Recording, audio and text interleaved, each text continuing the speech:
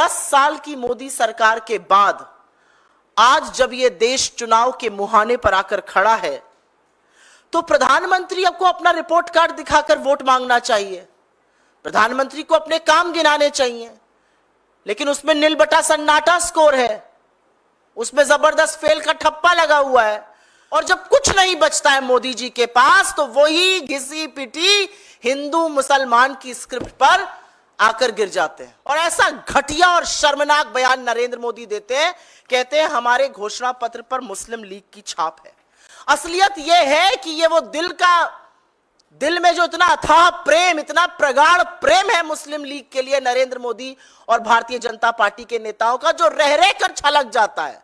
वो गागर इतनी भरी है प्रेम से कि वो समझती नहीं है, वो रह रह कर छलक जाती है, क्योंकि यही दिल का प्रेम है। इश्क और मुश्क छुपाए नहीं छुपते हैं, और मोदी जी के पुरखों का मुस्लिम लीग से ऐसा इश्क है जो छुपता नहीं है। ये ना हमारे सगे हैं, ना आपके सगे हैं, ना भारत मां के सगे हैं, ये हमेशा से सगे विभाजनकारी लोगों के हैं, विभाजनकारी पार्टियों के हैं, चाहे वो मुस्लिम लीग हो या फिर अंग्रेज हो। ये प्रजातंत्र है, हम जनता हैं, हम वोट देकर अपनी सरकार चुनते हैं, हमें भेड़ बकरी समझने की गलती मत कीजिए। आप सबको मेरा नमस्कार। एक गंभीर मुद्दे पर, एक मुद्दे पर जिसको एक्चुअली चर्चा का विषय होना ही नहीं चाहिए, उस पर आपके सामने आए हैं, क्योंकि कुछ ऐसी बातें कही जाती हैं, कुछ ऐसे शब्दों का इस्तेमाल करती है भारतीय जनता पार्टी और खुद प्रधानमंत्री मोदी की शर्म आती है। कभी कभी व्हाट्सएप पढ़ के लगता है कितनी घटिया भाषा है, और उसके कुछ घंटे बाद प्रधानमंत्री वही भाषा बोलते हुए मंच से नजर आते हैं। तो इस देश का प्रधानमंत्री घटिया व्हाट्सएप लिखते हैं या इस देश को चलाने की कुवत रखते हैं, सवाल इस बात का है। असलियत यह है कि 10 साल की मोदी सरकार के बाद आज जब यह देश चुनाव के मुहाने पर आकर खड़ा है तो प्रधानमंत्री को अपना रिपोर्ट कार्ड दिखाकर वोट मांगना चाहिए, प्रधानमंत्री को अपने काम गिनाने चाहिए, लेकिन उसमें नील बटा सन्नाटा स्कोर है, उसमें जबरदस्त फेल का ठप्पा लगा हुआ है। तो प्रधानमंत्री मोदी इधर उधर की बात करके मन बहला रहे हैं लोगों का, और जब कुछ नहीं बचता है मोदी जी के पास तो वही घिसी पिटी हिंदू मुसलमान की स्क्रिप्ट पर आकर गिर जाते हैं। 10 साल के बाद बजाय अपना काम गिनाने के, 10 साल के बाद बजाय अपना रिपोर्ट कार्ड दिखाने के, नरेंद्र मोदी आज भी हिंदू मुसलमान की बात कर रहे हैं। यह सच है कि वो घबराए हुए हैं, यह सच है कि वो बौखलाए हुए हैं, यह सच है कि बीजेपी के अपने सर्वे, आरएसएस के अपने सर्वे का फीडबैक है कि बीजेपी 180 पर अटकी हुई है और लगातार ग्राफ गिरता जा रहा है। यह भी सच है कि हमारी चाहे भारत जोड़ो यात्रा रही हो या भारत जोड़ो न्याय यात्रा रही, या जो हमारा घोषणा पत्र न्याय पत्र के नाम से आया, उसमें पूरी तरह से साफ हो गया है कि प्राथमिकताएं क्या हैं। हमारे घोषणा पत्र की चर्चा आप जैसे मीडिया के प्रबुद्ध साथियों ने की, विशेषज्ञों और जानकारों ने की, और विरोधियों को भी यह कहना पड़ रहा है कि यह एक बड़े व्यापक दृष्टिकोण का खाका है, यह एक ब्लूप्रिंट है भारत के भविष्य के लिए, और 10 साल में जो भी समस्याएं इस देश के लोगों पर लादी गई हैं, उन सबका कहीं समाधान भी है, और क्रमबद्ध तरीके से समाधान है। और यह भी सच है, जैसा कि हमारे नेता राहुल जी ने कहा, कि यह घोषणा पत्र कुछ 2 विशेषज्ञों ने बैठकर पूंजीपतियों की सूची लेकर नहीं बनाया है। यह घोषणा पत्र भारत की आवाज है, इस देश की आवाज है। यह घोषणा पत्र उन लाखों करोड़ों लोगों की अपेक्षाओं पे, उनकी आकांक्षाओं पे, उनकी आशंकाओं और उनकी चुनौतियों के बेसिस पर बना है, जो भारत जोड़ो यात्रा और भारत जोड़ो न्याय यात्रा में कांग्रेस से, कांग्रेस के शीर्ष नेतृत्व से, हमारे लीडर से, हमारे अध्यक्ष से लगातार मिलते रहते हैं। और इसीलिए प्रधानमंत्री घबरा गए। चर्चा शुरू हुई, प्रधानमंत्री को लगा अरे भैया क्या किया जाए। मेरा अपना मानना, और मैं दावे के साथ यह कह सकती हूं कि उनका एक चरण चुंबक उनके पास गया होगा और कहा होगा, मोदी जी कांग्रेस का मैनिफेस्टो तो बड़ा अच्छा है, सब लोग बड़ी बातें कर रहे हैं, कह रहे हैं बड़ा व्यापक दृष्टिकोण है, एक पूरा खाका तैयार कर दिया है भविष्य के भारत के लिए, आपको यह सब करना चाहिए था 10 सालों में। तो मोदी जी ने उससे यह नहीं कहा हाँ सही कह रहे हो, मोदी जी ने उससे कहा रे चेले घबरा मत, अभी देख मैं अपनी अगली इलेक्शन रैली में क्या करता हूं, मुद्दे से ही भटका दूंगा। और ऐसा घटिया और शर्मनाक बयान नरेंद्र मोदी देते हैं, कहते हैं हमारे घोषणा पत्र पर मुस्लिम लीग की छाप है। असलियत यह है कि ये वो दिल में जो इतना अथाह प्रेम, इतना प्रगाढ़ प्रेम है मुस्लिम लीग के लिए नरेंद्र मोदी और भारतीय जनता पार्टी के नेताओं का, जो रह रह कर छलक जाता है। वो गागर इतनी भरी है प्रेम से कि वो समझती नहीं है, वो रह रह कर छलक जाती है। यह असलियत है। उनके मुस्लिम लीग की प्रेम की बात अभी मैं थोड़ी देर में करूंगी, लेकिन क्यों मोदी जी ने ऐसा कहा, कभी आपने सोचा है? कुछ और कह सकते थे कि यह गलत है, यह नहीं संभव है, यह नहीं होगा, कुछ भी कह सकते थे। यह क्यों कहा? क्योंकि यही दिल का प्रेम है। इश्क और मुश्क छुपाए नहीं छुपते हैं, और मोदी जी और मोदी जी के पुरखों का मुस्लिम लीग से ऐसा इश्क है जो छुपता नहीं है। आपको याद होगा 1942 में जब महात्मा के आह्वान पर मौलाना आजाद कांग्रेस के अध्यक्ष थे, सारा देश सड़कों पर था, करो या मरो का नारा था, भारत छोड़ो आंदोलन चल रहा था, और ऐसे में श्यामा प्रसाद मुखर्जी बंगाल में, मोदी जी के पुरखे सिंध में, मोदी जी के पुरखे नॉर्थ वेस्ट फ्रंटियर प्रोविंस में मुस्लिम लीग के साथ मिलकर सिर्फ सरकार ही नहीं चला रहे थे, अंग्रेजों को चिट्ठियां लिखकर यह भी सलाह और मशवरा दे रहे थे कि इस आंदोलन का कैसे दमन किया जाए।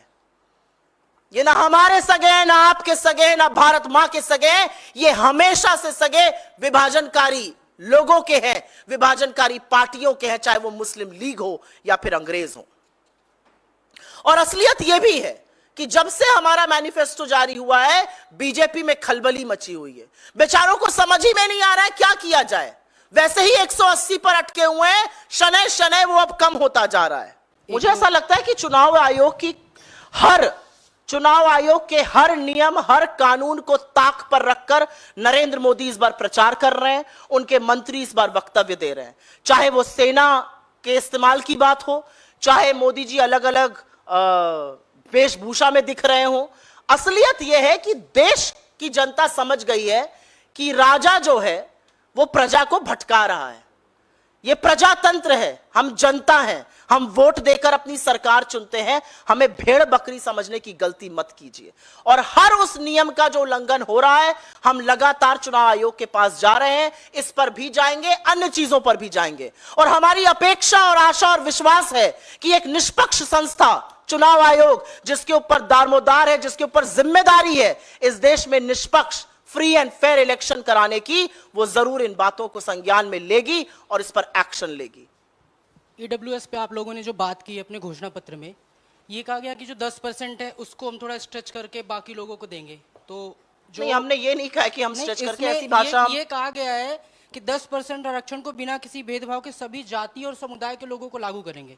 नहीं, तो जब हम, अब आपका सवाल हो गया हो तो मैं जवाब थोड़ा सा पूछ लूं। जी बिल्कुल पूछिए। अभी जो सवर्ण के लोग हैं, बीजेपी ने उनको जो 10% दिया, आर्थिक रूप से कमजोर हैं, तो कहीं ना कहीं रिजर्वेशन तो वो भी डिजर्व करते हैं।